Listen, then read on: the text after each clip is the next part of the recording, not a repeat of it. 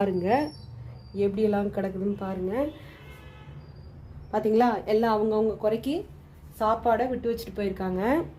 இப்போ என்ன அப்படின்னா, ஒரு ஒரு அட்வர்டைஸ்மெண்ட்டில் சொல்லியிருப்பாங்க, ஜோதிகா மேடம் ஃபுட்டை வேஸ்ட் பண்ணாதீங்க அப்படின்னு. ஆனால் நம்ம வீட்டாளுங்களுக்கு யாருக்கும் புரியாதே. நாம் ஃபுட் வேஸ்ட் பண்ணக்கூடாதுன்னு நாம் நினைக்கிறோம், பட் நம்ம ஆளுங்க யாரும் நினைக்கிறது இல்லை. அவங்கவுங்க இஷ்டத்துக்கு அவங்கவுங்க விட்டுட்டு போயிடுறாங்க. அதையெல்லாம் நாம் சாப்பிட்டோம் அப்படின்னா நம்மளோட டயட் என்ன ஆகும்? நாம் சாப்பிட்றதோ 2 இட்லியோ 3 இட்லியோ, அதை இதுக்கு ஈக்குவலாக இவ்வளோ சாப்பாடு சாப்பிட்டு இட்லியெல்லாம் எங்கே சாப்பிட்றது? இதனாலேயே லேடிஸுக்கு நிறைய பேர் ஃபேட் ஆகிடுறாங்க வீட்டில் இருக்கவங்க.